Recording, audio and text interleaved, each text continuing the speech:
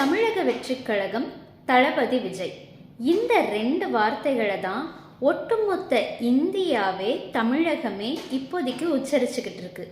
ஏன்னா பல பேருக்கு மகிழ்ச்சி தரக்கூடிய ஒரு செய்தியாகவும், பல பேருக்கு அதிர்ச்சி தரக்கூடிய ஒரு செய்தியாகவும் இந்த புது வெற்றி, இந்த அரசியல் வெற்றி உருவாகி இருக்கு.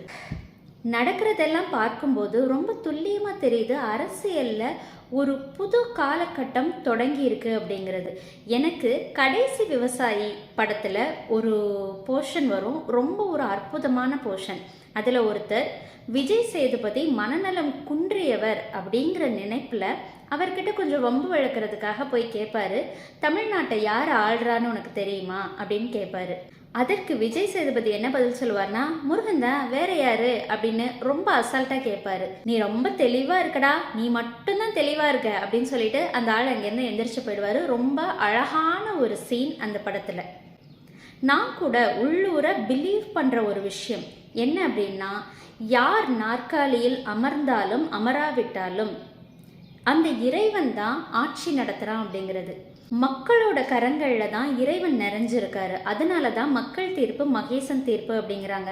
காலத்திற்கேற்ற மாதிரி ஒவ்வொரு தலைவர்களை வித்தியாசமாக தேர்ந்தெடுத்து, காலத்திற்கேற்ற மாதிரி ஒவ்வொரு மன்னர்களை வித்தியாசமாக தேர்ந்தெடுத்து இறைவன் தன் ஆட்சியை இந்த பூமியிலே நிலைநிறுத்துறார்.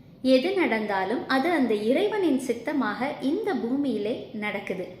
அதுவும் இல்லாமல் தமிழ்நாடு நம்ம எல்லாரும் முருகனோட ஃபேவரட் இல்லையா? தமிழ்நாட்டை எந்த தருணத்திலையுமே முருகன் விட்டு கொடுக்கவே மாட்டார். இங்கே எப்போதும் ஒரு நல்லாட்சி நிலவும். தமிழ் மக்கள் எந்தவித பேராபத்திலும் சிக்காமல் இறைவன் எப்போதும் நம்மளை ஒரு சேஃபான ஹேண்ட்ஸில் வச்சுக்கிட்டே இருப்பார். இந்த முறை ஒரு புதிய மனிதரை தேர்ந்தெடுத்திருக்காரு. அவருக்கு என்னுடைய மனமார்ந்த வாழ்த்துக்கள். முருகனின் நல்லாட்சி ஓங்கட்டும். முருகனின் ஆசையோடு தமிழ்நாடு மென்மேலும் வளரட்டும்.